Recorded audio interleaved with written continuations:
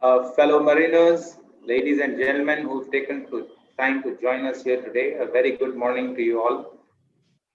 On behalf of Chairman of the National Maritime Day Celebrations Committee, Chennai, the NMDC, Chennai chapters of IMEI, CMMI, and Nautical Institute, it is my pleasure to welcome you to a webinar today on sustainable shipping for a sustainable planet.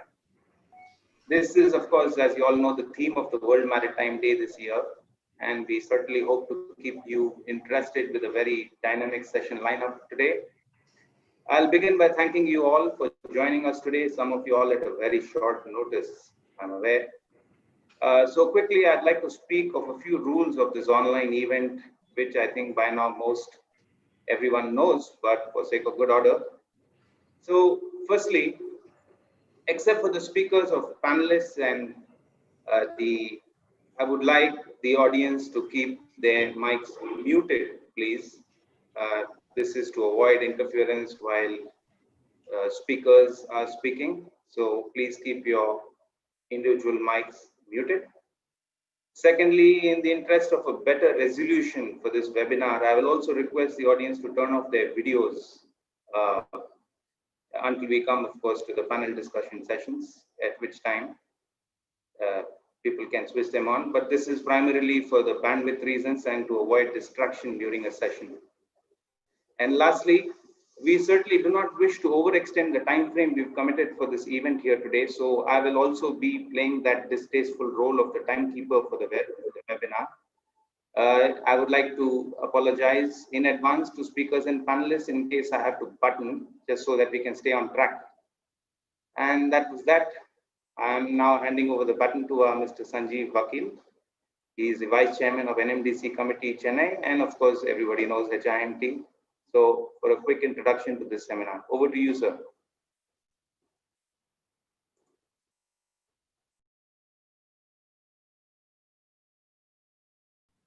Yeah, thank you, Dev. Thank you, Dev, for this quick intro. Good morning, ladies and gentlemen. Welcome. Wishing you all a happy World Maritime Day. Generally, National Maritime Day Celebration Committee is involved in celebrating NMDC. That is on 5th of April, we do have a National Maritime Day every year. And also we have the last week of September, which the IMO declares we have a World Maritime Day. And traditionally, NMDC is generally celebrating it for years together. This year, basically due to COVID, though we had planned few activities and we did start a few sessions on the NMDC part of it, we couldn't complete it. We had to suspend the activities because of COVID.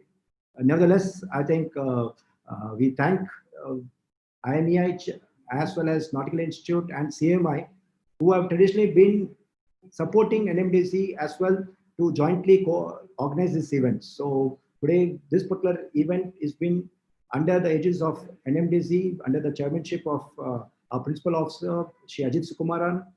We have also the Deputy Shipping Master and the Shipping Master who are also a part of the NMDC committee, and all the surveyors and the staff of MMD. Under their aegis of NMDC, the support from IMEI, CMI, and Nautical Institute Chennai chapters have actively got involved, and we bring to you this particular day of just 1 hour and 15 minutes of session. So I welcome you all, and I just would like to welcome Shri Ajit Kumar Sukumaran, who is our chairman of this particular NMDC. Under his guidance, we have got together. Thank you, sir, for your constant guidance and having this session started, sir. Thank you, sir. Thank you, Sanjeev. And first of all, greetings of World Maritime Day on behalf of the Director General of Shipping and the National Maritime Day Celebration Committee to one and all from the shipping fraternity. First, let me tag you all to an old page of my memory lineup. Some 8 years back, precisely speaking, December 31st, 2012. When the entire world was in the mood of welcoming a new year in a festive mood, we at the DG Shipping were having an emergency meeting with single point agenda: how to reach food, water, and other basic amenities to around 200 seafarers stranded on 7 Indian ships, 2 in the scorching heat of Middle East, 2 in the freezing cold of China, 2 on the west coast of India, and 1 right here in Chennai, later led to a major maritime disaster. In the meeting, I still recollect the words of the chief executive of that company. I'm not saying how the things have happened or it's a different topic altogether. I just want to quote the words of that chief executive just for the purpose of this meeting. If I quote, "Sir, I don't have anything other than the dress I wear.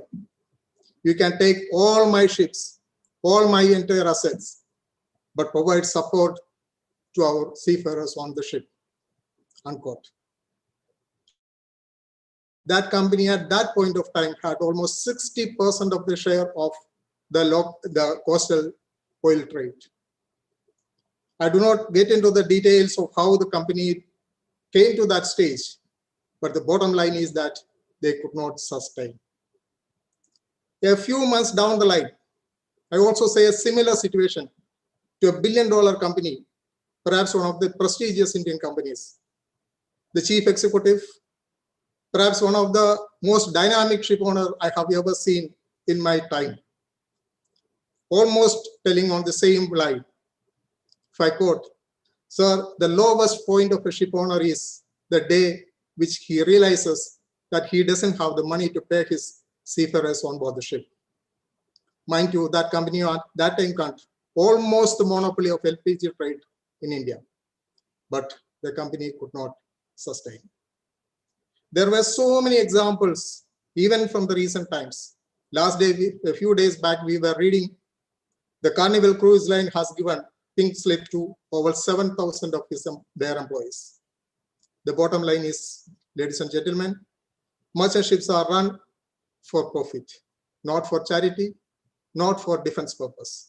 Unless it is commercially sustainable, it is not sustainable, as simple as that. But the problem before the shipping, the complexity before the shipping is that it has to not only ensure the commercial sustainability, but also its environmental sustainability, as well as the social sustainability. When we talk about the environmental sustainability, I am sure Anil will be talking in detail about that. But I often felt that society has got an apathy or even a hypocrisy towards the shipping when it comes to environmental terms. We all talk about shipping is most environmental friendly mode of transport. It needs to be sustained and supported. But on the other hand, we see one of the most environmentally damaging industry or transport sector, the airline, till the time of COVID, was showing a phenomenal or a substantial growth, where the shipping industry was going down day by day in the last 10 years. Even in shipping sector, if you talk about the pre-COVID days, the only sector which was growing was the cruise line ship. You know how efficient or how environmental friendly that sector is. But at the same time, there is another aspect of that also, the social sustainability. Just think about one of our largest container ship carrying around 24,000 containers, say moving from Antwerp to Kochi, say it is MSC Mina, proudly managed by say 2021 Indian seafarers. They will be bringing this 24,000 containers from Antwerp to Kochi, thousands of miles, just by 20 or 21 seafarers. But once you reach Kochi, from there to take it to Coimbatore, maybe it's just around 200 kilometers, you need 24,000 trucks. 24,000 trucks means 24 into average 4, almost a lakh direct employment. A lakh employment means 1 lakh families. 1 lakh families means around 4 to 5 lakh of direct voters per se. And in a democratic setup, where the vote bank politics invariably decides the prospects, I must say that it is not the efficiency of an industry, but the social reach of that industry which is going to decide its sustainability. And that is where the relevance of meeting like this, to build up the social awareness about one of the beautiful industries, one of the most efficient, most environmental mode of industry to the society, we should take it up. And if the society is not at large, and particularly its political leadership is not aware of the relevance and significance of a beautiful industry like this, it is we, those who are from the industry, to be blamed for us, for our failures to make them convinced that, understand that, comprehend that. And I'm sure this kind of meetings and this kind of celebrations will be a helping hand towards that objective. And with that, may I welcome one and all of the shipping fraternity to this meeting and to the next 1 hour of session. I think it will be very fruitful towards the objectives of the celebrations. At the same time, I must put on record my thanks on behalf of the National Maritime Day Celebration Committee to the organizers of this beautiful event, the Institute of Marine Engineers, Company of Master Mariners, Nautical Institutes, and their office bearers. With this, once again, I welcome all of you to this meeting. Thank you very much. Thank you very much, sir. Thank you very much for the welcome address. Next, we will have a message from the Secretary General of IMO, Sri Kitta Klim, on the agenda.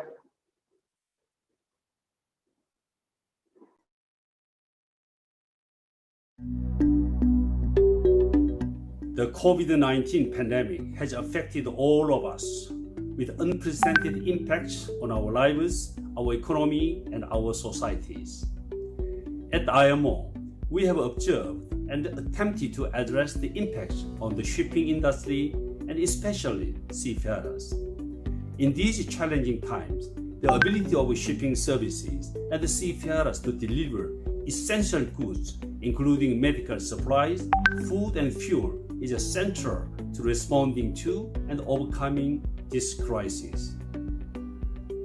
The pandemic has shown that shipping, the most reliable, efficient, and cost-effective method of international transportation that carries more than 80% of global trade, remain the leading facilitator of global economy. Therefore, shipping and maritime will be at the heart of the economic recovery and future sustainable growth far into the future, both at the sea and ashore, supporting an inclusive and resilient economy to underpin the achievement of the Sustainable Development Goals. Sustainable shipping for a sustainable planet. Our theme for 2020 couldn't be more relevant now and for years to come. In the post-COVID world, much focus will be directed at the 2030 Agenda for Sustainable Development and the 17 Sustainable Development Goals adopted by all UN member states in 2015. These goals are as relevant as ever. Shipping is essential for sustainable development. The 2030 Agenda will only be realized with a sustainable transport sector supporting world trade and facilitating the global economy. But the shipping also needs to secure its own sustainability. Shipping activities must be balanced with the safety of life at sea, the long-term health and diversity of the oceans. A major part of IMO's role is to ensure that shipping continues to make its contribution to the global economy without upsetting nature's delicate balance. Supported by IMO's regulatory framework, shipping is engaged on a journey of transformation toward the sustainable future. IMO actions are: enhance maritime safety and digital shipping, ensure and enhance the professionalism, competence, and workplace environment of the world seafarers, decarbonization of international shipping and reduction of sulfur of ships' fuels, protect the polar regions and reduce marine litters, facilitation of maritime traffic in collaboration with the port industry, technical cooperation and capacity building of developing countries, enhance gender equality in the maritime community, and maintain a robust response system to meet threats to safety and security at the sea and protect the marine environment. All form the foundation for shipping's part in securing a sustainable future for all of us. We must now look to see what more should be done to achieve these goals. At the start of 2020, alongside our UN sister entities, we mark the beginning of a decade of action and delivery for the SDGs. In choosing sustainable shipping for a sustainable planet, as this year's World Maritime theme, we focus global attention on how IMO and the member states, civil societies, and the shipping industry are working together to ensure that shipping continues and strengthen its contribution toward sustainable growth. As the global pandemic has turned all our lives upside down, I have been encouraged by the unprecedented level of cooperation and collaboration in the maritime world. I have spoken many times of our voyage together, encompassing member states, NGOs, multiple maritime stakeholders. Though this year, the spirit of those words has been more important than ever. We need to capitalize on this willingness to work together as we move forward, supporting shipping, seafarers, and the maritime sector to fulfill their responsibilities. Thank you.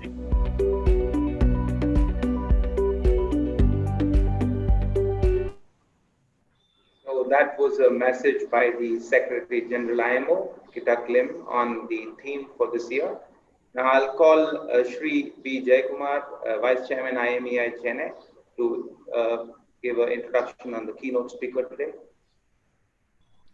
Good morning, everyone. It's my pleasure to introduce our keynote speaker, Sri Anil Kumar, Principal Surveyor and Area Business Development Manager, South Asia of Lloyd's Register Asia. Anil Kumar has been in the marine industry over 31 years in various capacities, currently in charge of South Asia Area Business Development for LR Marine and Offshore, focusing on technology, innovation, and providing core classification and consultancy services to ship owners, shipyards, navies, offshore firms across South Asia based at Chennai. Prior to his current role, he was Principal Surveyor and Marine Operation Manager in charge of Lloyd's Registers Business and Operation in East Coast India, Sri Lanka, and Bangladesh. Earlier to that, he was tasked with the role of Lloyd's Registers Operation Manager for Sri Lanka and Maldives based at Colombo. In 1997, he joined Lloyd's Register as surveyor and gained experience in performing marine periodical new construction classification and statutory surveys, ISM and ISPS audits, MLC inspection, quality, environmental, occupational, health and safety, and energy management system audits at several postings in India and Sri Lanka. While working with Lloyd's Register, he has completed Lloyd's Register's Management Development Program at European Business School, UK. He graduated from Cochin University of Science and Technology and worked thereafter at Garden Ridge Shipbuilders and Engineers Limited, where he was involved in design and construction of ocean-going commercial and naval vessels. Anil is an active member of various professional institutions such as IMEI, IMRST, and RENA. He is currently chairman of IMEI Chennai branch. Over to you, Mr. Anil. Thank you. Yeah, thank you very much, Jay. First of all, good morning, everyone attending this forum. And on behalf of Lloyd's Register, I would like to thank the chairman of NMDC, Ajit Sukumaran, PO MMD, and vice chairman of NMDC, Sanjeev Vakil, founder CEO of HIMT, IMEI, Nautical Institute, and Company of Master Mariners for organizing this forum. Very interesting forum, and also giving me an opportunity to address you. The theme for, as you know, World Maritime Day celebration is Sustainable Shipping for Sustainable Planet. And you would know that in 2015, United Nations adopted Sustainable Development programs along with 17 Sustainable Development Goal (SDGs). And IMO and national administrations are in the process of working together to implement these sustainable development goals. Meantime, the shipping industry started transition towards the sustainable future. The industry recently implemented IMO Sulfur 2020, 0.5% sulfur requirement globally. And now the industry is taking that urgent action towards the decarbonized future, sustainable future. So the industry is looking into 2020 and 2030 and beyond 2020 into 2030 and into 2050s. This is because of the IMO's greenhouse gas emission target 2050. The target is to make the shipping industry a zero carbon industry. The general shipping industry response for that has been positive so far. So what I would do is I would like to share my slide. I've got a few slides to share with you, and I'll also turn off my video to allow me some little more bandwidth. Here it goes. Jay, can you see my slide? Not yet, sir. No slides on the screen yet. All right. Let me share that again.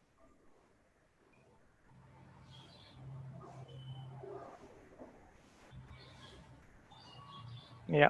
Can you see now? Yeah. Yes, we can see the slide now. Excellent. Yeah. You can enlarge that. Yeah, perfect. Yeah, I've enlarged. Yeah. Moving on. What I wish to do is to elaborate by dwelling into the reason behind decarbonization, which is IMO's initial greenhouse gas strategy and IMO's GHG target for 2050 and shipping carbon intensity indicator. These are the reasons, and I would like to take you through, give you an overview rather, the decarbonization transition pathways as well as industry readiness toward decarbonizations. So there are a lot of text in this slide, so let me explain.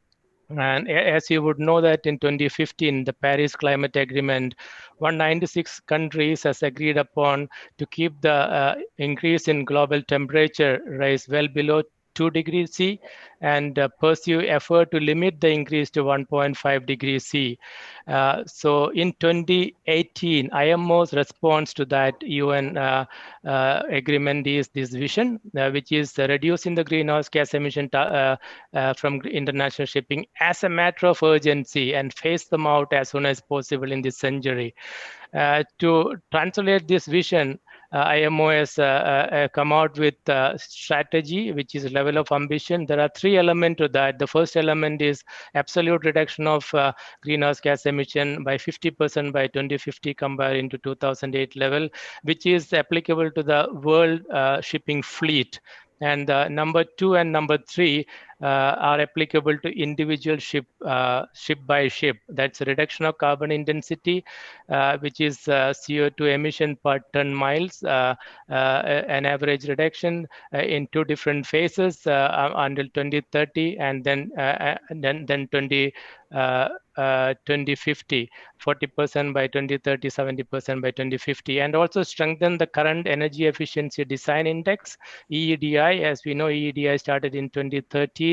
We are currently in the phase 2, which is applicable to up to 2020 to 2025, which has been brought forward to 2023 for certain ship type. So to achieve this vision and level of ambitions, IMO has also come out with measures which are classified into, this is from MEPC 72, short-term measures, mid-term measures, and long-term measures, all the way up to 2030. So the national administrations are invited to submit their short-term, mid-term, and long-term measure to IMO MEPC towards achieving the IMO's greenhouse gas emission targets. So looking at the shipping industry is estimated to have contributed 2.3% of global shipping emission, which is roughly the size of Germany as a country. And the emission does not sound a lot, but if nothing is done, it will increase up to 10% by 2050, while all other industries decarbonizes. One of the way to decarbonize is to reduce energy efficiency, energy consumed on board the ship, that is by increasing the energy efficiency, by increase of the hull, machinery and equipment on board the ship, and having innovative solution like air lubrication, flood rotor, propeller, fin cap, etc., and as well as operational measures like slow steaming, and which would be all right until 2025. If you can mute them out, somebody is speaking on the phone, please mute the mic, please. This would be okay till 2025, and beyond which the technical and operational measures would be less and less prevalent, and the shipping industry need to shift to new fuel and zero emission vessel, said EVs need to enter into the industry by 2030. And there are also various carbon intensity indicators, as you can see on the screen, and mainly in two categories, the technical indicators and operational indicators. And these indicators have different drives and different potential to reduce the carbon intensity. The aim of IMO is to make the emission zero. Means all these indicators has got certain formula. The numerator is the CO2 emission. The aim of IMO is to make that emission zero.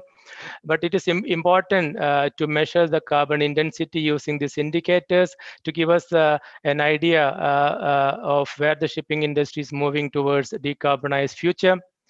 Please note these indicators are based on tank to wake, that means ship bunker tank to the funnel uptake. But to have sustainable decarbonization, we need to consider from well to wake, that's right from the exploration, from the upstream through the transportation to the midstream, and then usage on board the ship. As I said, the two type of indicators, technical indicators, EEDI, Energy Efficiency Design Index, which is the only statutory indicators as we speak. Rest of them are voluntary, and rest of them others are promoted by certain organizations. EEDI is the Energy Efficiency Design Index, CO2 emissions per ton cargo carried. The ship designers and shipyard are free to choose the technologies to satisfy the EEDI requirement per ship for ships built after 2013. EEXI, Energy Efficiency Existing Ship Indicator, in a sense, this is similar to EEDI, but applicable to all ship types, not just the one which built after 2013, which is proposed by Japan and Norway. EVDI, similar to EEXI again, not an IMO instrument. This is promoted by the shipwright, right ship rather, and right ship assign rating to the ship based on their EVDI ratings. There are operational indicators, EEOI, which is a management tool based on continuous improvement principle, and which is a voluntary IMO instrument, and ship emergency SEMP is based on ship energy efficiency management plan is based on this. And there are other indicators like AER, ISPI, EESH, FOR. These are all simplified version of EEOI, if I may put it. And AER can be calculated from data obtained from IMO DCS, ISPI and FOR are promoted by Japan and Germany, and ISPI, the CO2 emission by distance sailed, and ESH is promoted by proposed by United States, which is CO2 emission by hours of vessel in services. So having said that, there's a question for you coming up. And Kirtan, Captain Subra will open up a polling to you soon. You will have the same questions on the polling, and so you may select your vote and then submit by pressing the submit button.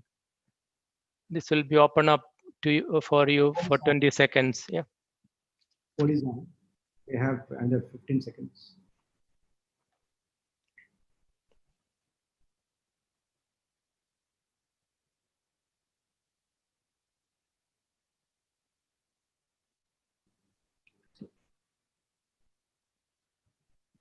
We have only 50 members who are polled. You just kindly poll across out of 256 members, please.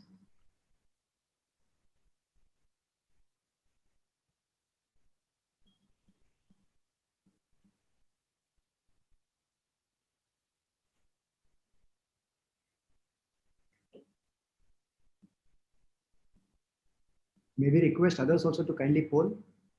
We are just touched 100, less than 50% have polled till now.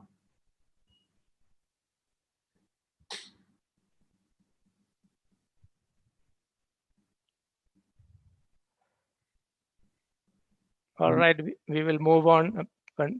Paucity of the time, Sanjeev. Yeah. All right. So we will. That's the poll results we have. EEDI, 55% of you said EEOI, 21% of you said. So in nutshell, all these measures are going to be important as we go through to the decarbonized shipping. Yeah. Thank you. Moving on. Just turn it off.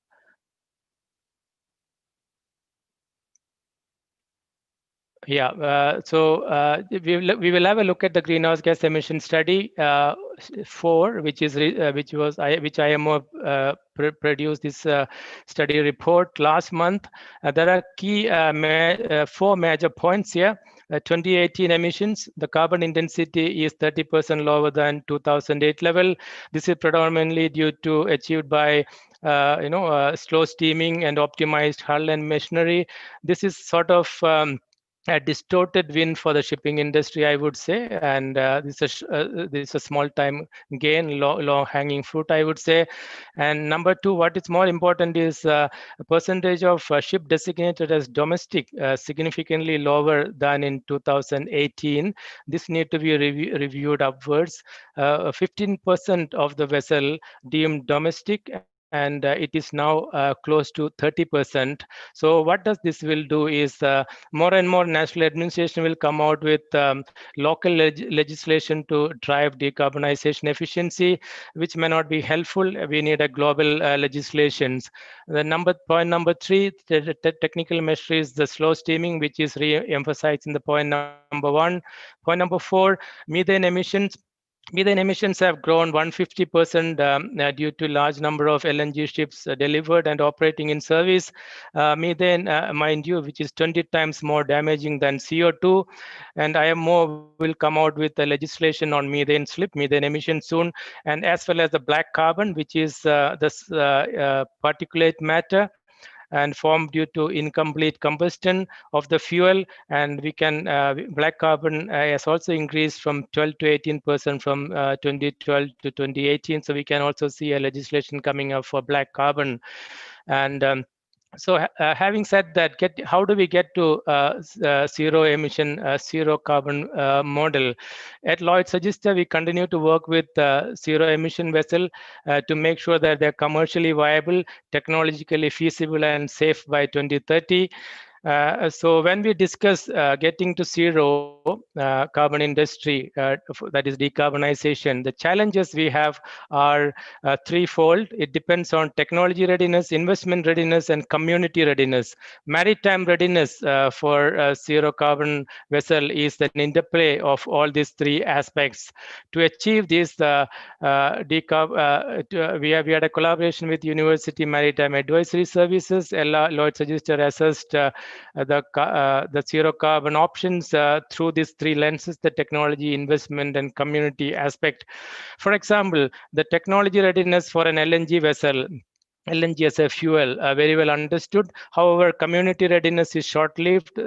Why I say this is due to the methane slip, as we just understood from the greenhouse gas emission 4 study. LNG will be viewed favorably probably in the short term. Another one, ammonia fuel vessels will be ready by 2024, for example. Technology is going to be there. The question is that what about the investment and investment readiness? Where can we find ammonia? The vessel cannot be, if the vessel cannot be bunkered at key points around the world, we will have a stranded asset. So the interplay of worldwide infrastructure should not be underestimated. And this slides gives an overview of the candidate fuel and considered for short, mid, and long term. And natural gas on the first one with carbon capturing system, CCS. We can make hydrogen ammonia from this energy source. From biomass, we can make biomethanol, biodiesel, and bio-LNG. And from renewable electricity, in other words, from solar or wind, and by splitting water into hydrogen and oxygen, we can make e-methanol, e-hydrogen, e-ammonia, and batteries using methanol, e-diesel, e-LNG. These are electric fuel rather. So moving on, looking at equal mixed pathways. There is no silver bullet, no clear winner. Which fuel going to be most preferred by the industry is pretty much depend on the ship design, the trading pattern, the bunkering frequencies, etc. So the equal mixed pathways or multi-fuel pathways is a mix of fuel derived from all these energy sources which I have described in the previous slide. And on the left-hand side, you can see from 2020 to 2050, it appears that e-fuel produced from electrolysis will have a large share of zero carbon fuel by 2050. It is not like let us use LNG for the time being and let us switch over to ammonia after 10 years, which will incur additional retrofit and expensive modification work. And so think about your strategy. What fuel would be available as we go through? Depending on your trading patterns, you can decide the most competitive fuel. Looking at this zero carbon transition, let's look into three different phases now till 2030, which is the most significant decades, and we would see that full-scale prototype and pilot happening, and fuel machinery configuration developing, and also further development of rules and regulations and policies around it. Say up to 2025, the technical and operational measures we discussed earlier would pretty much be drive the carbon intensity aspect. From 2025 on this first decade, we must see development of low carbon, zero carbon fuel. Lloyd's Register has been always saying that by 2030, we must see the first zero emission vessel, ZEVs, entering into the industry. The 2030s, the second phase, we need to scale up the zero carbon fuel and make sure it is available at various ports around the world, and we will have cheaper renewable electricity through wind and solar available by that time, and we will have good idea of onboard technologies. Most importantly, the fuel, good idea about the fuel price and machinery cost by that time. And in the last phase, up to 2050, we may experience more dramatic fuel switch, meaning originally black may become green, may become blue. Let me explain this. Black is carbon, green is bio, and blue is water, and that is the electric fuel produced from electrolysis. Moving on, technology readiness. And the technology readiness, we look at various alternative fuel options and rank them scale of 1 to 9 based on the fuel evolution, like invention of the fuel, concept validation, prototyping and incubation, the pilot production, and then getting into market. So that's what you can see the technology readiness of various fuel. We have examined technology readiness and their usage in terms of onboard procedures such as bunkering, storage on board, fuel supply, and propulsion. Safety risk can be mitigated. Technology is not a challenge, but the supply infrastructure going to be a challenge going forward. Investment readiness, and all these fuels are never going to be cheaper, and comparing to the residual fuel or the diesel fuel which is available now. The study we undertook on various ship type reveals that the capex does not only drive your discussion on turning into zero carbon fuel. Ammonia fuel ship would definitely cost more, and your OPEX and fuel cost will drive the competition, your decision rather. In reality, whatever alternative fuel you may consider, you end up paying more. The question, how we can incentivize the ship owner, most likely there is going to be carbon tax coming up. Last week, the US announced a draft plan for bringing EU voyages under EU ETS, EU emission trading scheme. That means the ships trading intra-EU is going to pay carbon tax soon, and the industry bodies have not really welcome this decision so far. The community readiness, the last one, and how does the world, a larger community, sees such fuel? And which one would be the favored fuel over one other? For example, the biofuel is an excellent for decarbonization, but if you take the food industry example, you can see how the NGOs will not support biofuel as a long-term solutions. And development implementation of international policies and regulations are important for this community readiness to make the zero carbon fuel attractive, incentivize. We are running out of time. Requesting Yeah, you. couple of last slides to conclude. Yeah, Yeah. and there is no doubt about how the shipping industry decarbonize closely related how the other energy systems decarbonizes, and there's an implication. There's an implication on this to the maritime industry. Poseidon Principle is a climate-aligned financial initiative, set framework for financial institution to assess the ship owners' climate alignment before granting funds, for example. A question coming in your way, and so I would request Kirtan, Captain Chandra, to run the poll, please. Yeah. We'll keep this poll short so that I can cover the rest of the sessions. Let's keep it for 20-25 seconds, possible. We request all to just press whichever button you want. All right. Okay, I'll do that. Yeah. All right. Yeah. So that's a poll result. Yeah. Quite a varied choice here. Yeah, quite a varied one. Thank you. Moving on. Up.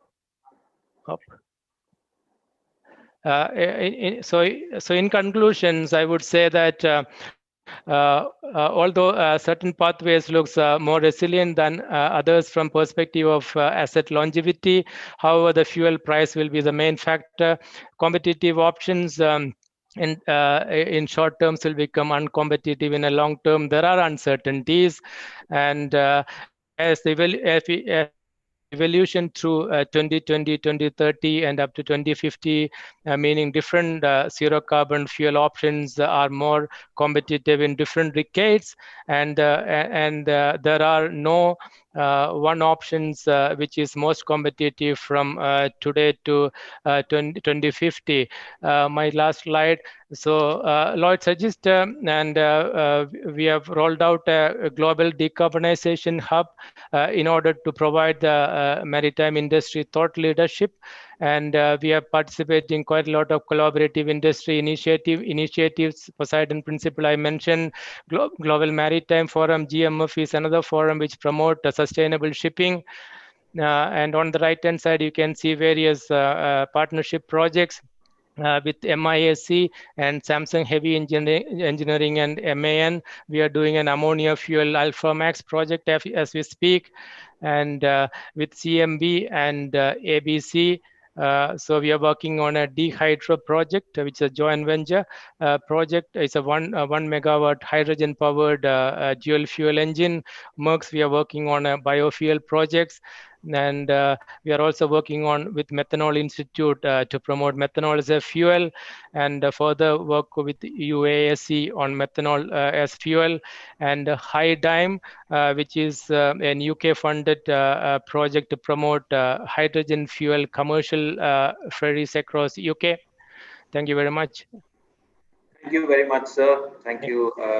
My apologies for butting in, but it was a very interesting presentation. But as we promised that we'll stick to time, I'll quickly call Captain Bhatia, Secretary of CMMI, to introduce the panel members, and please keep it brief so that we get back on time.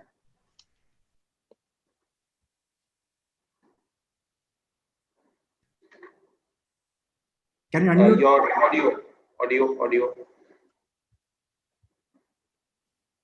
Good morning, gentlemen. My privilege to introduce our distinguished panelists. Our first speaker is Mr. Gaurav Agarwal, Head Customer Success Team, Alpha Ori Technologies Private Limited. Mr. Gaurav Agarwal has over 2 decades of industry experience. He has sailed chief engineer on tanker vessels. He has also worked briefly in crewing services at MSC Delhi and also a short stint at FOSMA Noida. Digital transformation in shipping has been his passion and from his sailing days. His first show job was in IT company where he worked on few conventional marine related software including ERP solutions. In Alpha Ori, he is pursuing his passion and he is totally focused on digitalization in shipping. Mr. Gaurav Agarwal will talk on why is digitalization important in shipping nowadays. Our second speaker is Captain K.N. Ramesh, Managing Director, Sikal Logistics Limited, India. Captain Ramesh is Master Mariner with over 35 years of unique and diversified experience throughout the spectrum of shipping industry and related businesses. At Sikal, he is managing the leading the entire group activities ranging from end-to-end logistics solution, coal mining activities, supply chain solution, road logistics, port operation, terminal management, dredging, vessel chartering, rail and CFS operations. Before Sikal, he worked as CEO, Chief Operating Officer at Karaikal Port, and before that as Director, Marg CSCL International, Sri Lanka. He's also served earlier as company head at Trimex International and before that as General Manager, Transworld Group. Captain Ramesh will speak briefly on challenges and solutions in coastal and inland shipping, contribution to the nation economy. Thank you. Speaker is Captain Rajat Mehta, Group Managing Director of SUNAV Group. Captain Rajat Mehta joined V-Ship as deck cadet in 1995 and rose through the ranks to serve on board chemical and oil tankers. In 2008, he decided to take up a shore assignment with the same company in their newly established office in Chennai. During his services with the company ashore, he held various portfolios from that of port directors, safety and quality director, and technical director. He has led various group-breaking projects like the setup and running of the Ganga Transshipment Project, National Waterways 1. Captain Mehta holds a Master in Law from World Maritime University, Sweden. In 2019, after nearly a quarter of century of service with V-Ship, he helped set up the SUNAV Group, for which he is a Group Managing Director currently. He has been a vocal supporter of mental, physical well-being of seafarers community and actively participating in various forums for the same. Sustaining human elements in shipping, what is the new normal will be his talk today. Over to you, Dev, and to the distinguished speakers. Thank you very much, sir. I'll quickly ask the first speaker, Mr. Gaurav Agarwal, to please start. Over to you, sir. Thank you, Captain Bhatia, for the introduction. Respected maritime dignitaries and my fellow friends, a very good morning to you all and a very happy World Maritime Day. I will be representing Synergy Group and Alpha Ori Technologies, and I will be talking about digital transformation in shipping and how it can help to achieve sustainable growth and the goals. So with your permission, sir, I would like to share my screen. Please go ahead.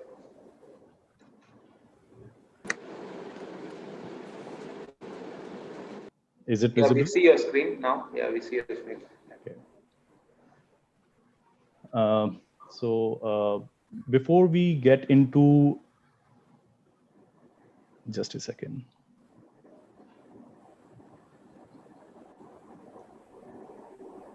Yeah, before we get into the digital transformation, how it is helping, the question comes, why now?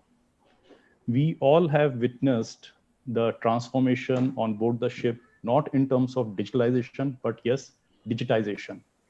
We have seen how analog uh, parameters showing in the pressure gauges, temperature gauges, the depth gauge are converting into the sensors, and those sensor hubs are helping the ship staff to monitor remotely through various stations on board the ships, such as bridge, such as cargo control room and engine control room.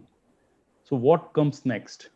So in these slides, we will be sailing through from olden days to the current days and then to the future.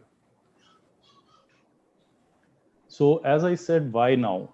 This is possible and enabled by two key forces. Number one, the bandwidth availability on the ship nowadays has increased tremendously what we have seen 1 or 2 decades before. And it is projected in next 5 years to increase by 5-fold.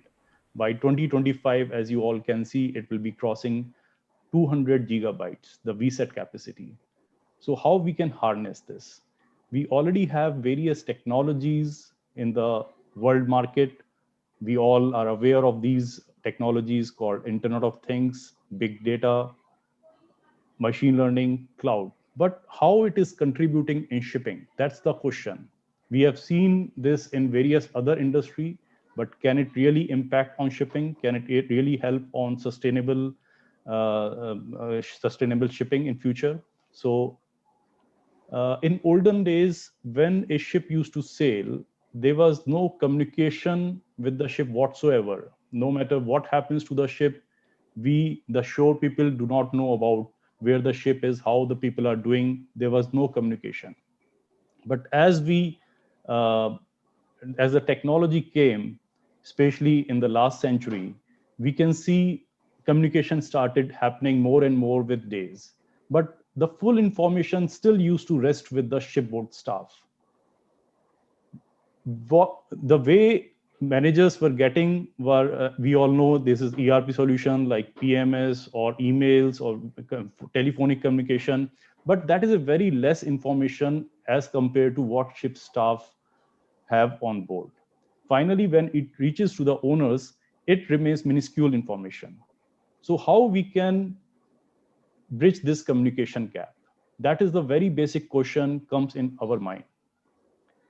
Now, when we talk about digitalization, what are the key functionalities of the digitalization? How it can help? Number one, the transparency. As I spoke, if we have the data on board ship in real time flowing to the shore, no matter it is owners or charters or various other stakeholders, if every 30 seconds they are able to see thousands of parameters on board, that is where we call real-time monitoring. It has been happening in by other players, but not in the integrated manner. Now in digitalization, we are creating the IoT platform, Internet of Things, which is connecting all the systems on board. As I mentioned, engine control room, cargo control room, and the navigational bridge. These reliable data, how it is going to help in mitigating the risk, this is what we are going to see in the next slides. I will be sharing a few use cases. Finally, when we have so much of data, what we are going to do with that? Can we add value to the owners? Can we save cost? Can we increase the productivity? I hear EEOI is one of the important parameters for the ship managers. So is it really going to help there? So let us start with a small case study of the real remote monitoring and diagnostics. On board one of the vessels, we noticed the cut-in, cut-off, the run count of compressors was beyond 100 in one day, which is way too high.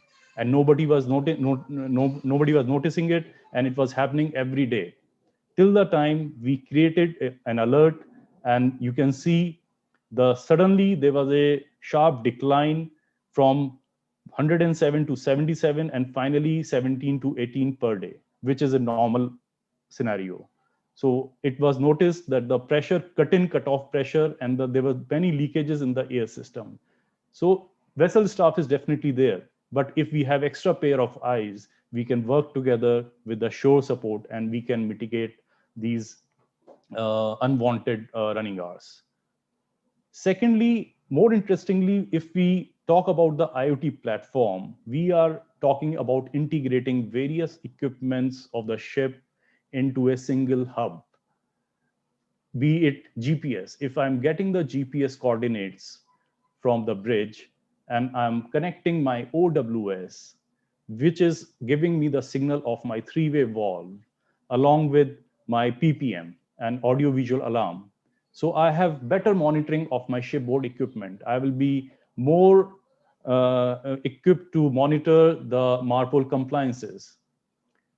We can also monitor where my existing vessel is, in which zone it is currently situated, and where it is heading to. As you can see in the screen, currently the ship is in the geofencing area, number 1, Annex 1 special area, number 2, Annex 5 special area, and then finally the ICA SOX area. It is also having the destination port so that the vessel staff can already prepare themselves for the upcoming port. And from Felixstowe, she's going to the Rotterdam. Coming to the little bit deeper on the geofencing, how it works. We all are aware of Annex 6, which is covering the air pollution. When we are entering into any Annex 6 area, the digitalization, the IoT platform can help create some auto alerts, such as once the vessel is 100 nautical miles away, or when the vessel commences changing over or completing changing over. After that, it is entering into the ACA area, exiting, and finally changing air back to the high sulfur fuel oil. These automatic alerts are very helpful to monitor and in order to show the authorities that my vessel is complying within the limits. So these IoT platform, various geofencing areas can be mapped as per the IMO regulations, as per the PSC, as per other flag state requirements. We all know what is machine learning, but how it is happening on ship. So this is one small example, as you can see on my screen. We start capturing the data in the real time. So what do we do with the data? We are making our model trained. Every 30 seconds when we are receiving the data, my machine learns what is my normal range, what is my normal parameter. Once there is sorry to interrupt, 30 seconds, please, if you can wind up, sorry. Sure, I'll go a little faster. So these machine learning creates the anomaly and give a heads up to the vessel staff well in advance so that bigger catastrophe can be avoided. What is the role of IMO and classification society? Number 1, in this pandemic situation, remote ship inspection is the need of the hour. We expect IMO to certify electronically and acknowledge the need of remote ship inspection. Then the data validation, what we are receiving, there has to be a type approval by the classification society. Then it is a very big, we all know the cyber security. It again has to be tested for various loopholes and certified by IMO. So these are the loopholes which if we can tap, we can move further in the digitalization. How it can help in growth and the sustainable development goals. One is the fuel efficiency. Big data, yes, it is there for fuel optimization. It will reduce the air pollution. We can design our machinery when we already have the performance predictions. Since we have the data, we can predict how it is performing. Integrated global supply chain. Think of a system when the cargo on board a tanker can be discharged on its own.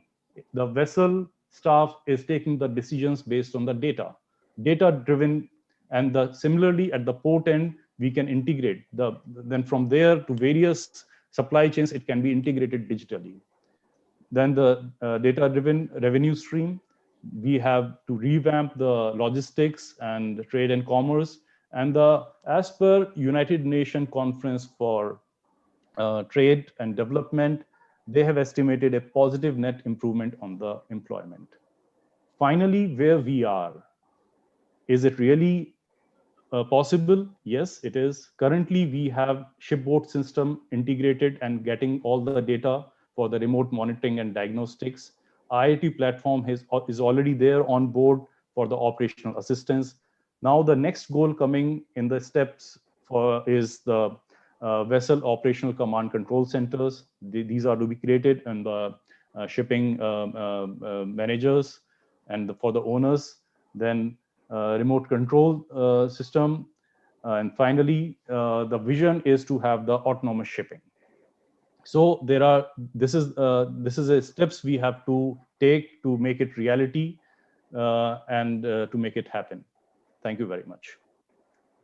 Thank you very much, Captain Gaurav. Thank you very much. Next, I'll call Captain Ramesh,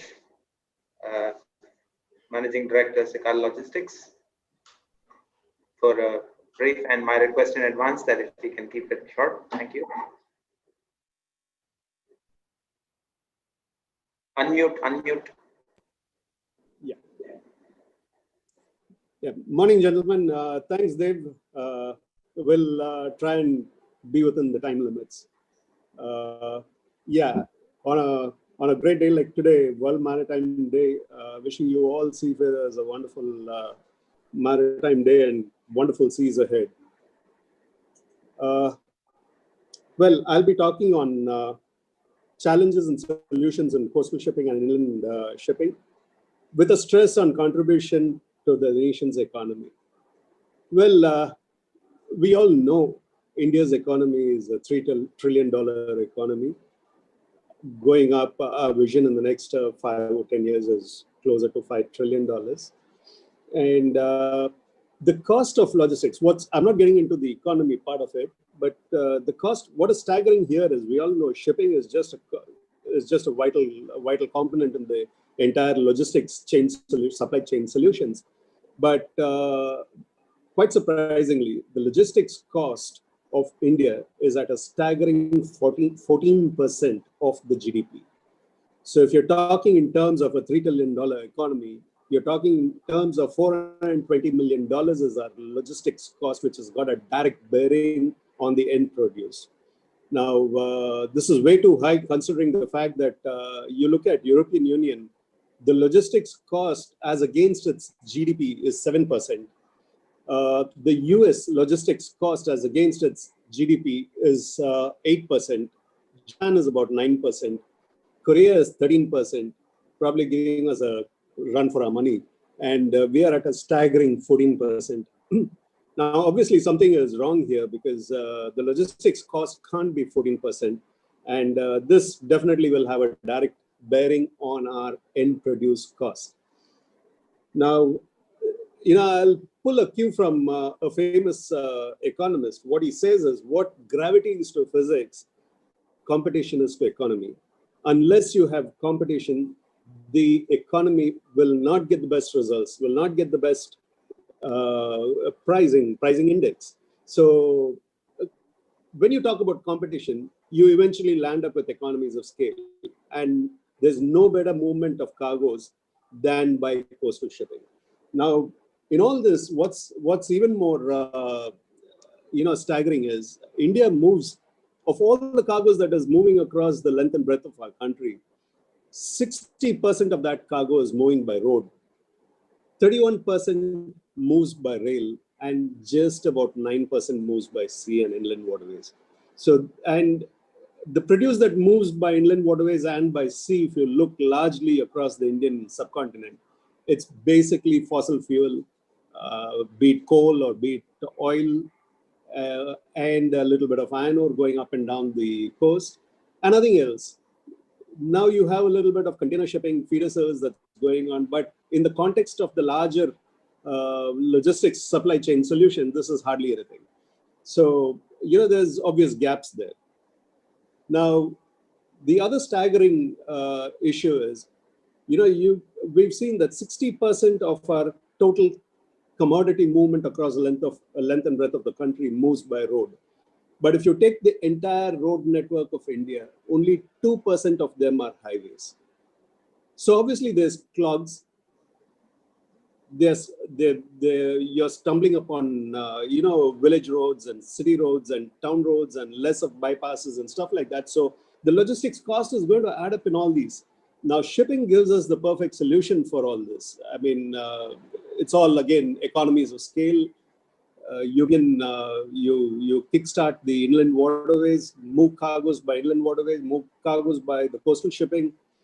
It's going to bring the cost of the product. End user is going to benefit out of this. Now, how often do we see huge boilers moving from Trichy BHEL all the way across across the East Coast and into the northeast of the country?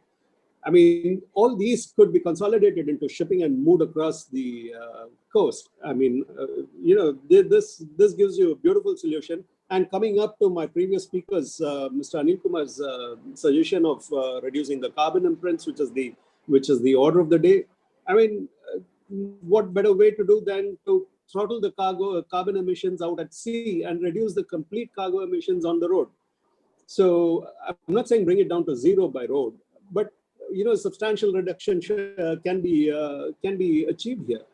Now, the other thing, we became a free country in 1947, but it took us 40 years to constitute an Inland Waterways Board. We had our first Inland Waterways Authority constituted in 1986. So it's grossly underutilized. And, they are doing, I mean, we are slow starters, but eventually we'll get there, and we'll get there in good style. But, we have to pick up our pace and move fast forward. We got about 20,000 kilometers of inland waterways. And just imagine the amount of cargoes that you can move across the inland waterways. The classic example is, the most congested rail junction or rail route. One of the most congested rail routes in India is between Talcher and Mahanadi coalfields to Paradip port. The rail can take in only about probably about 20 rakes in a day, but today we are moving 26 rakes there. And why? I mean, when the same cargo can be moved across the river Mahanadi from Talcher down to Dhamra and into Paradip by barges, you can carry the same coal that is moving from Talcher into Dhamra, I mean, into Paradip by rakes in 3,600 ton parcels in a rake. You could bring in 10,000 ton parcels across the Mahanadi river into Dhamra, and from Dhamra into Paradip, or from exported out of Dhamra. See, these are going to have a huge impact on the cost per metric ton. To give you an idea, moving coal from Talcher to Paradip, which is about 200 kilometers, costs about 670 rupees by per metric ton by the rail. I mean, using rail freight. Whereas if you move the same coal from Paradip to Tuticorin, the cost is only about 350 rupees. So you're talking in terms of, if you break it down to per ton, per kilometer, I mean, it's humongous. I mean, it just doesn't make sense. And hence, we have to speeden up the inland waterways movement. And we've done some decent work so far. I mean, National Waterways 1 to 5 has moved about 10 million tons of cargo in the last financial year. This year, obviously, because of the pandemic, there might have been an impact, but how much that is, we'll need to assess at the end of this financial year. But the other thing which is an impediment for us in the coastal shipping is the complex documentation across all ports. Now, I can pull a leaf out of personal experience. We were the first ones, Sikal was the first ones to start a coastal dedicated service Ro-Ro service from East Coast to West Coast. We used to pick all the Hyundais and Fords, Nissan Renault and what else have you, all those cars from Chennai, and move it all across the peninsula into Kandla and Cochin and Kandla. And on our way back, we would bring back Maruti and a couple of Ford and a couple of other car manufacturers' vehicles back into the East Coast. Now, what's funny here is when we moved cars out of Chennai, out of Ennore, into the East Coast, the customs documentation was almost non-existent, and rightly so. It should be that way because there's no question of there's no job for a customs officer there. Whereas when we were bringing back cars from the West Coast into East Coast, we had to file hundreds of documents. We had to file something called the coastal bill of shipping bill. Now, what is a coastal shipping bill, and why would customs need a coastal shipping bill? Only they can answer. Well, these are, I'm just giving you snippets. I'm just giving you small, anecdotes from what I experienced, and where we can iron out all these and bring about a much more efficient mode of transportation, and reduce the end cost, and which would have a huge impact on our nation's economy. So that's very, very important. Now, what do we do going forward? Now, what is our vision? I know, Dave, the way you're looking, I think I'm closing in, but yeah, I'm almost there. Oh, but it is interesting. So, to achieve what we have to do for coastal shipping, I think we need to have a comprehensive coastal shipping policy, by which I mean it shouldn't be a plain sitting and discussing on coastal shipping for decades on, like what's happening in the National Shipping Board. We are still not able to come up with the Merchant Shipping Act, which is relevant to what's today's shipping. We need to bring this about, very urgently, and with a sense of purpose, developing specific ports and supporting infrastructure in the ports. You create the infrastructure and cargoes will move. The reverse is not. The converse is not true, though, in shipping. Dedicated coastal and ocean freight corridors. These are very important. And of course, improvements in fiscal regimes, specifically on duty on bunkers. Now, this is an age-old argument. This is an age-old request that the shipping companies of India has been proposing to the government of India, but it's, if I could say, it's been always a case of water off a duck's back. Unfortunately, we're not able to make any progress there, and hopefully going forward, the government will make more sense of all this and, encourage coastal shipping and inland waterways. At the end of all this, I'll be happy to take some questions, but I'll stop it here because of the paucity of time, and be a relief to Captain Dave. Thanks. Thank you very much, so much, Captain Ramesh.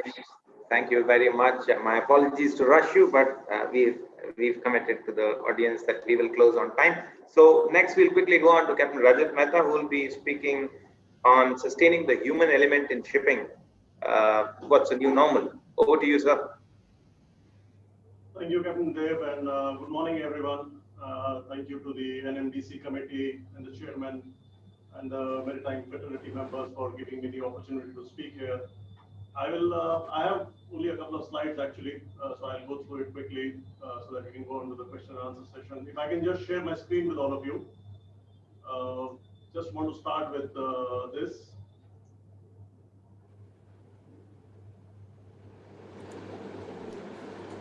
Rajat, can you speak up a little bit? You're a little low on volume. Yeah, we have you on screen now. Can you hear me now? Better, much better. I'll just start with a small safety moment. This is what I normally do, and it is to show communication and trust within a team. Fall, and just be an exercise and build a trust between one another. So, Harrison, if you don't mind going first, step up here on this chair and close your eyes. All right, and then everybody fill in, and we're going to ask you to fall, and then they will catch you. So you have to trust us. So on the count to 3, just relax and fall. Okay? 1, 2, 3.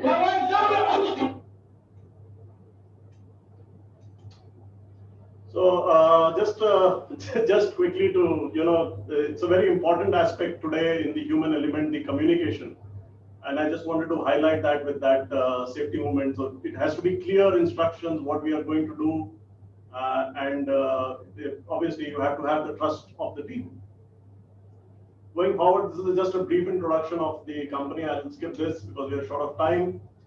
The human element in the post-COVID atmosphere has, we have seen a lot of campaigns to get our crew members home, get people to sign off, but the governments have been extremely lethargic. They have not done anything to support these seafarers, and this has caused a huge amount of mental fatigue to the seafarer, not because he's on board, but because he doesn't know when he will sign off. And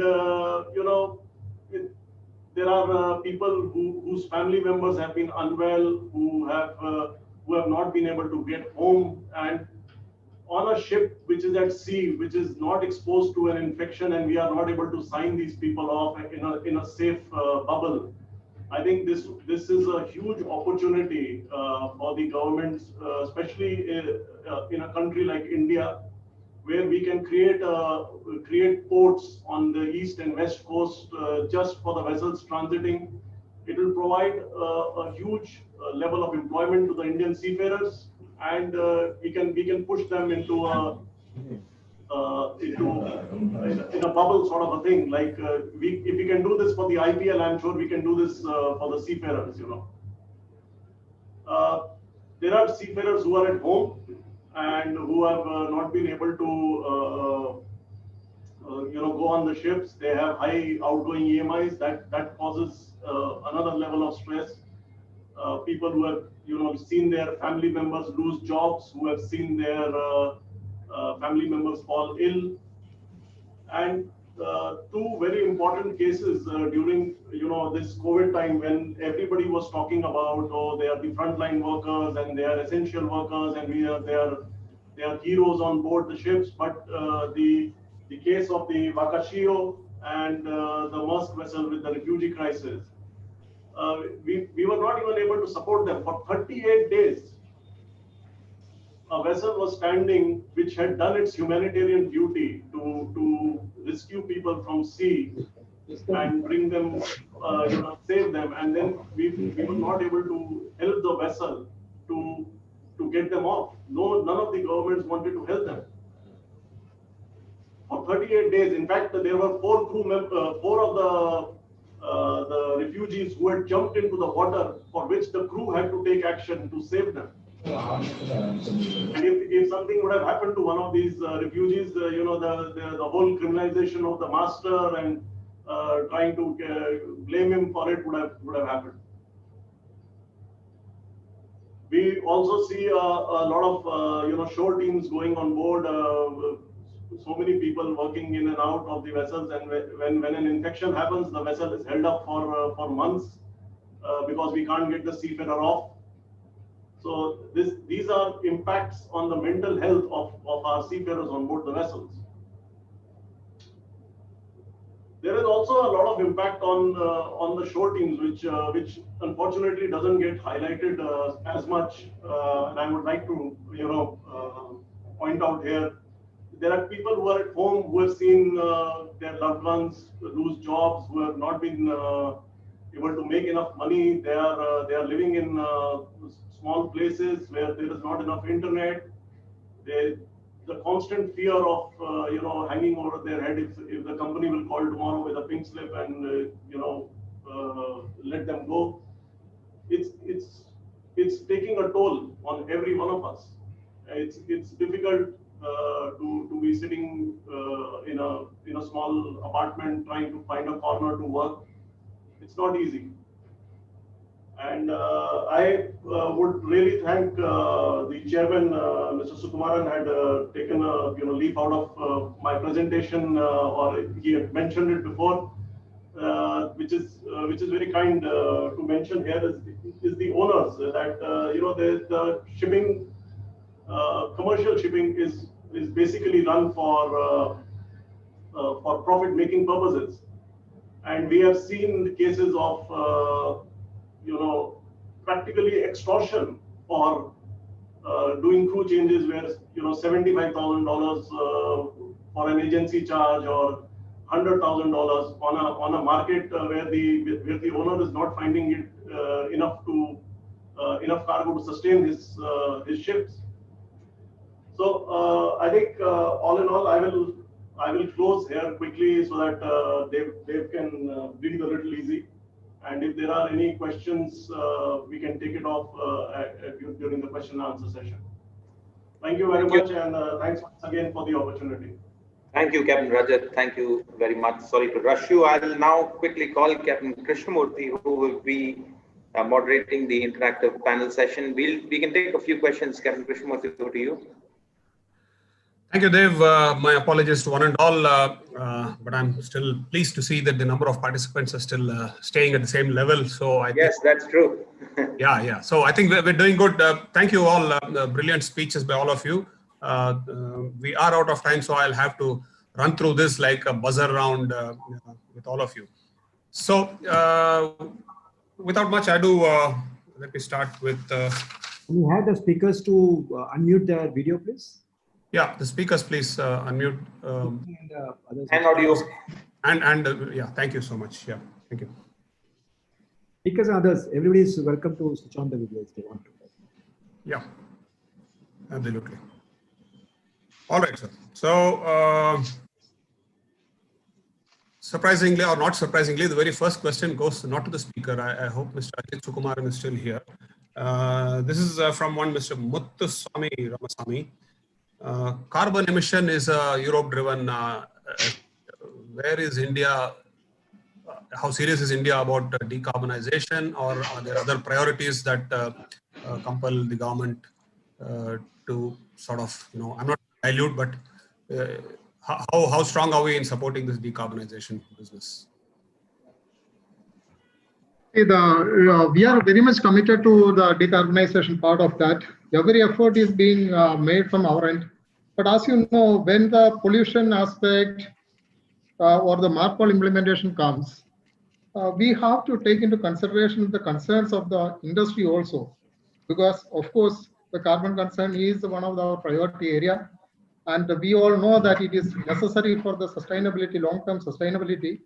But certain other factors also are there to decide on immediate future of how it is going to be implemented. Nevertheless, whatever is the minimum commitment which we have made to IMO will be implemented and is being implemented also. But more than that, at this stage, I don't know how far we will be able to progress on that matter. Particularly, we have to take into account our struggling shipping industry due to various reasons. Oh, yes, indeed. Let me thank you, sir. Thank you. So let me take this to Anil Kumar now. Yeah, Captain Chris. Captain Chris, can I add to sure. PO? As PO said, DG Shipping is committed for implementing IMO greenhouse gas emission strategy, which DG Shipping is a signatory to that. And I also mentioned in my presentation about the measures, the short-term, mid-term, and long-term measures. The short-term measures requires national administration to draw out a national action plan and submit that to MEPC and IMO. And as I know is that DG Shipping is in that process, and for working towards decarbonization. Thank you. Anil, I wanted to ask you also, most of this technology that comes in with this decarbonization does disrupt existing tonnage. So, I mean, what's the IMO's game plan overall? I know there is a talk of phase out and then again 2030. So it's, I think from the ship owner's point of view, there is a tremendous amount of disruption to business continuity. So how does IMO intend to handle it, you think?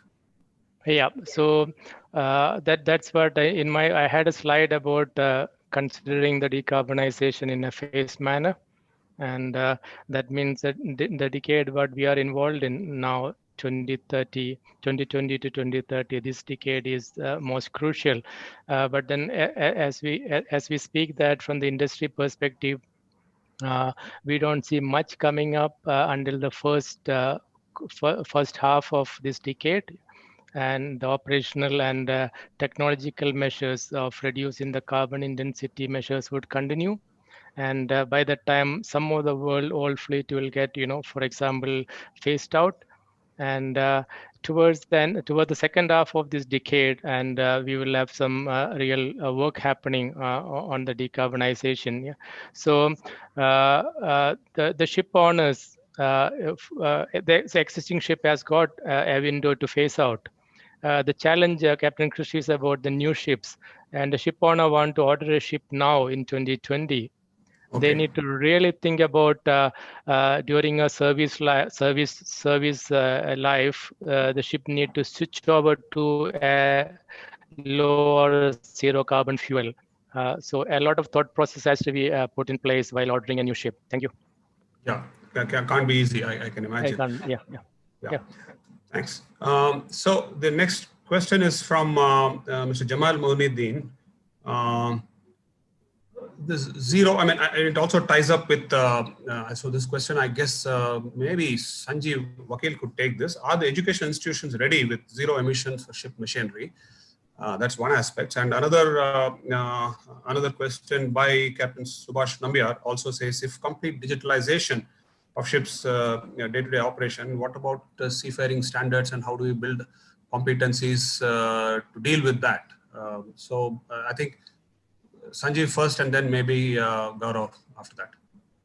As an education institution, I don't think there is anything, at least especially in the shipping industry, I think I don't think there are much on emission part of it. I think we are all safe, and we do have just a shipping campus where I think could say the gases are there, but that also is not run extensively. So I don't see much on the education institution as on date.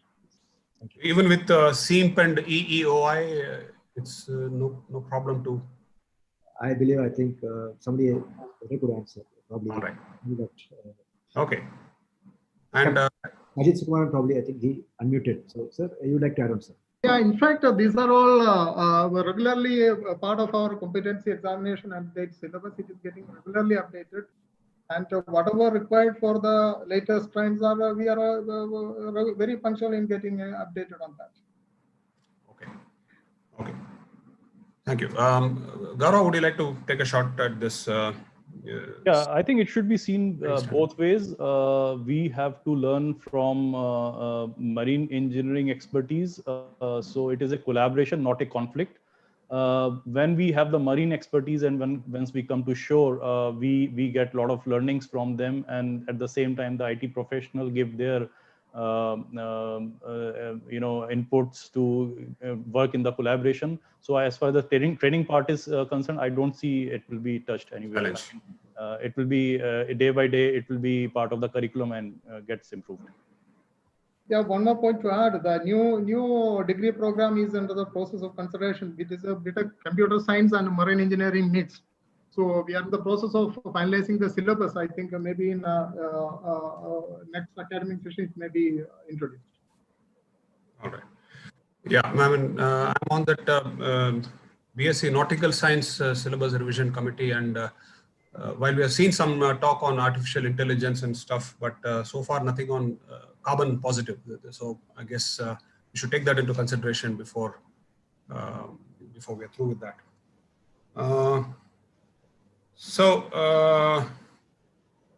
Rajat, handling the most soft of the elements here, of the human element. So you did talk about Wakashio and Maersk ATN, and of course the enormous stress caused to the human element during the COVID crew change period. So what is the pattern here? I mean, is there an issue of sensitivity of the world to the seafaring profession itself? Is there a solution at all for this? Captain Rajat. I think we missed out on an opportunity here to really build a bridge for the seafarers with the rest of the community, and as the chairman had pointed out, the social connect of the seafarers with the rest of the community and including the owners. So to give you a very small example, we've seen a lot of sort of advertisements or promotions saying, we have done 10,000 crew changes, and there are tickers going on, and there are photographs of the seafarers. These are not needed. Actually, I think what the seafarer basically wants and should get is the respect of the rest of the world, and they need to be treated as the frontline workers that they are everywhere. And once we are able to showcase, and once we are able to do that, I think a lot of this stress will go away. I have mentioned this before in another seminar. I remember that if you compare how a master from a ship and a master of an aircraft are treated, you can see the difference. And to take away a captain, because yes, the Bakashio incident is a big disaster. I totally understand, and there should be a fair investigation to determine the cause. But to take him away and start putting it on the news that he faces up to 60 years jail term is really bad. It doesn't happen in any other profession. You know. This is the issue with how the social media portrays the ships. In fact, there was a very strange video by one of the top social influencers saying, you know, the vessels flagged in flag of convenience, and they are all disasters. Yeah. So yes. we need to change that perception, and that perception has to be changed by making sure that we form a connect between the world and the seafarers. They have to see them as people and respected people. Yeah. That is really important. To continue, do we have a habit as an industry to look to IMO to flag for solutions to all our problems, or do you think there is a role for, say, the chambers of shipping, intermanager, ITF, ILO? What are these organizations doing? Not coordinating. They are all looking at each other. Unfortunately, I can share with you.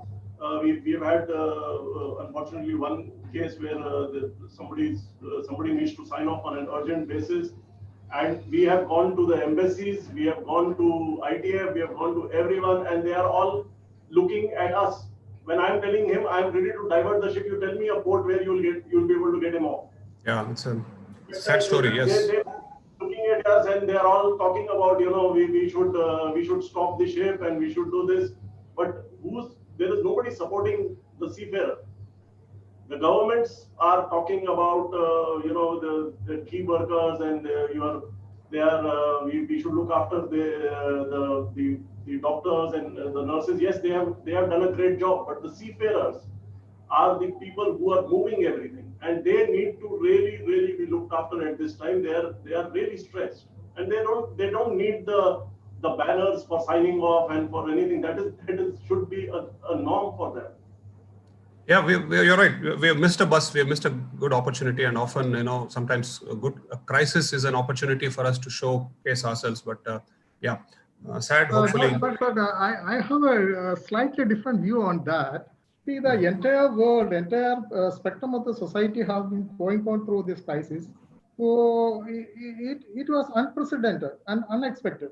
So naturally, being one of the sectors of the society, that kind of impact will be there naturally in seafarers background also. So if you are comparing about the media trial and all other things, so it is perhaps maybe the politician will be more vulnerable to that. Even the film stars are vulnerable to that. When something goes wrong, the media trial is absolutely there, and we have to accept in a world, new world order where these kind of facts are there. Yeah. True. Well agreed. And thank you, sir. That brings us to Captain Ramesh. Thank you for a very interesting presentation, very crisp and clear, right from the heart. And however, one of the questions or comments by Captain Nandakumar, I think, was that we're seeing this year after year, the same statistics about how underrepresented or how we have not exploited the potential of coastal shipping and even inland waterways. So where are we going finally? Are we going to come next year and next 2-3 years and still worry about this? Or do you see a light at the end of the tunnel, Captain Ramesh, with regard to exploiting the obvious business advantages of the potential in coastal shipping and inland waterways? Every year we come around and say there is light at the end of the tunnel, but you know, our hopes don't die. You know, this question should ideally be put to the National Shipping Board. They're all as highnesses who are sitting there, who should be taking up these, you know, these issues and debating it and recommending it to the Ministry of Shipping. But however, in all these years, I don't see anyone coming up with a constructive plan, telling the government. I mean, most of these panelists, they go about telling what the government wants to listen. That's unfortunately the problem that we face in this country, because the higher ups there in the ministry don't want to listen to something that is so, you know, for lack of a better word, There is a song by Simon and Garfunkel, "A man hears what he wants to hear and disregards the rest." Exactly. So you sing the same song that they want to listen to. And they're mere mortals too, so we don't need to really sing songs that they want to listen. So, I mean, there are these forums. We got these forums, like the National Shipping Board. They're in the process of coming up with a comprehensive coastal shipping policy. And who's going to create that policy is no idea. Nobody's got a clue about who's going to create that policy. Ideally, there should be people experts from the domain. Domain knowledge is very important for, the right solutions to come up or the right ideas to go up to the government. Unfortunately, that doesn't percolate upwards. True. Thank you. I think we are 20 minutes behind time, in fact, more than that. So I'll wrap up with one last question from Mr. Venkateshwaran Navneet to sort of compress what he's saying is, with the advent of digitalization, is shifting firmly towards from the ship to the shore. What are the implications here, Gaurav? First of all, how can this be implemented? Aren't there some mandatory requirements? Does this need approvals? And then what does it do to the human element? Are the seafarers just going to stare at the machines as they run aground or berth safely, or how do you see it going forward in the future? Thank you, sir, for asking this question. I knew this will come, and it is a very important question. Yeah. So I purposefully added one line in my slide, a quote from United Nations Conference for Trade and Development. So the employment, overall net employment will be immensely increased once the digitalization come into play. So it is just the beginning. So as I said, there's a long way to go. I showed you the way for future. So we are still only 2 steps. So 3rd and 4th steps still working. So digitalization should not be seen as taking away the shippy's job. It should rather be seen as new job opportunities, new technology coming in a more safe and more productive manner. Because new competencies, of course. So many companies are applying change of management so that we can actually train the shore as well as the seafarer staff to adapt the new technologies. So as long as we all know, as long as the moving parts are there on board, jobs are not going anywhere. We have a lot of wear and tear on board, so manned ship has to be there. Even minimum manning requirement is part of SOLAS, so it has to be there. So it should not be seen as a conflict. As I said, it should be seen as a collaboration. Quick yes and no, or yes or no from you, Gaurav, is, you talked about information flow. Now the digitalization is helping it to flow transparently without obstructions in a very proper format, all the way up the chain, value chain, from the ship's crews to the ship operators, managers, ship owners, and perhaps even the ship charterers. But in actually implementing that, do you see conflicts, turf wars, for example, as to how the information? Yeah, that's another very good question. I have witnessed conflicts, but it is a short term. Trust me, it is a short term. Once the user realizes the value, anywhere when the computer came into the offices, there was a resistance. The management change is always there.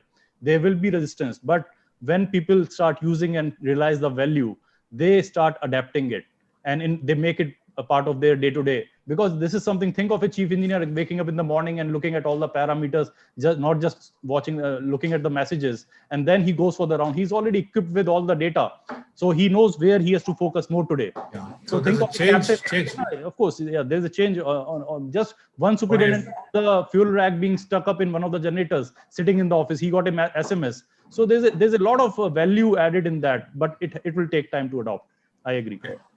Yeah, just to reassure our seafaring community on this ground, these kind of the technological development has always been there. It will be there, and we have to live with it. And we have to we have to absorb that and come out of a new job profile or the work profile toward that. But having said that, the IMO is very clear on that. The IMO is not jumping forward or like anything, but they are very restrained and very considered the view on that. Is social, economic, as well as the technical impact of this is being assessed, and then only IMO will come up with the regulatory aspect. As of now, they are only seeing how far the regulatory changes needed. They have not even decided which convention, what kind of regulation need to be changed. They are only assessing which of conventions need to be amended, which of regulations may be affected by that. After that only they will start changing it, and you know how long it will take for IMO to take a decision or come up with a new convention. All this kind of thing, it will take time. By that time, we will be prepared for this scenario. That is what I feel Gaurav was telling. And today, what is there? It's a supporting stage for the seafarers. It is making their life more easier and more confident. So we should accept it and we should welcome it. Yeah, Captain Chris, if I can add something to the discussion, one liner I would say is autonomous ship doesn't mean that it's an unmanned ship. It is an autonomous manned ship. And though class societies, we have been working on digitalization, digitalization rules and regulation governance in place, and we have set up autonomy level all the way up to the highest autonomy level. But then where are we now as an industry? And we don't have really technology to implement that highest level of autonomy. So we would be somewhere in between where, as Gaurav said, we can use those data to optimize the ship operations. Yeah. That's the field where we are going to play. Yeah, thank you. It's an interesting one. Thank you. Absolutely, the last question, I have one from Captain Sadanand. It's more of an observation for Captain Ramesh. Sir, do you see light at the end of the tunnel now that Major Ports Authority has passed a bill yesterday at Lok Sabha?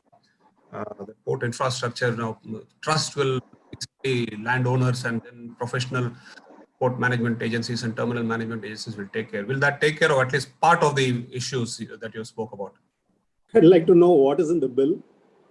What is the rationale in certain things that have been passed in the bill? Have the relevant people been taken into confidence? Well, my answer is like everyone else's guess. We don't know what is in that bill. And if everyone knew what is in the bill, at least the major ports authorities knew what is in the bill, they won't be losing so much of cargo to the non-major ports.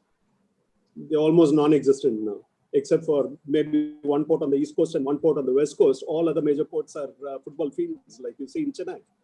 So when something is passed, we need to know what is in there that is passed. At least people, from the shipping fraternity, port fraternity should know what is there in the bill. Is it making any sense in the bill? Are our concerns addressed? I mean, this is the problem we have. We don't take the community into confidence.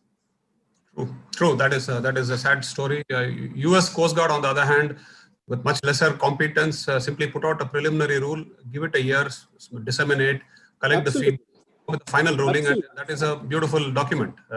Sadly, we have not do that yet. But on that somewhat bleak note, but otherwise a very interesting seminar, a bit of technology, human element, business coming together on this very auspicious occasion. Thank you, gentlemen of the panel, for your participation, and I hand over the mic to Dave. Thank you, Captain Krish. Thank you very much. It has been very interesting. In fact, one of the comments has been that this recording of this has to be sent to the policymakers. So definitely this has been interesting. Now over to Captain Bitta for the vote of thanks, and I'll request him to keep it brief. How brief do you want it, sir? He's been doing that all day. Okay. I deem it a great honor and privilege to propose a vote of thanks on this memorable occasion. Are you able to hear all right, sir, everyone? Okay. But for the special efforts of our chairman and the vice chairman of the celebrations committee, Mr. Ajit Kumar and Mr. Vakil, respectively, this event would not have been successful in such a short spell of time. We are grateful to nearly 270 distinguished participants of all the three associations who have been very kindly been able to find time from their busy schedule to take part in this event. The keynote address by Shri Anil Kumar and the presentations by panel members Shri Gaurav Agarwal, Captain K.N. Ramesh, and Captain Rajat Mehta deserve special accolades for sharing with us the trends, challenges, and the way forward in various segments of the shipping industry. Shri Jayakumar, Captain Dhiren Bhatia, Captain Krishnamurthy, Captain Dev Misra, with key committee members of the IMEI, NI, and the CMMI, needs a special mention who had worked together and made preparations over the last fortnight to ensure there were no loose ends left. We are confident that NI, IMEI, and the CMMI would continue to amalgamate their resources in future also to bring equally interesting events. WMD, which stands for World Maritime Day, has another connotation: wash, mask, and distance, which we should follow to stay safe and stay healthy. With this, I bring the session to a close. A big thank you at the end to all those whose names I have missed out, but whose contributions were equally valuable. Good day, Jai Hind. Thank you so much, sir. Thank That you. is very well said. And one more request for the audience here and all of us here. We will play the national anthem now. Over to you, Kirtan.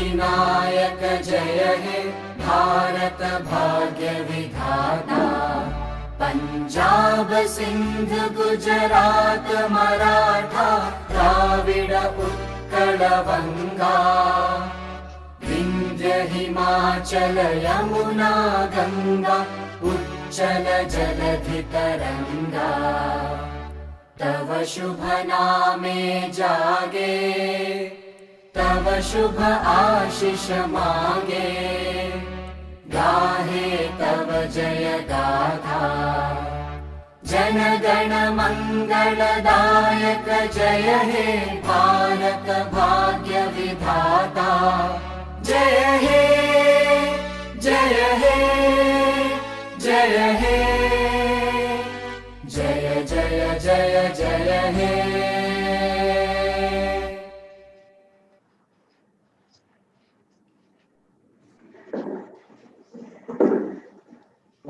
Thank you very much, speakers, panelists, chairman of NMDC committee to have organized this event today and given us all a chance, audience members who've made this possible. Thank you very much for being here. It's been very interesting. Thank you, Dev. Bye-bye all. Thanks, and Thank you, everyone. everybody, Bye-bye. they can live, and those who want can find it chatted on. No problem. Those are not met. The official session is closed. Then those who want can chat it on for a few minutes. Oh, this is good. Yeah. Well, like I said, that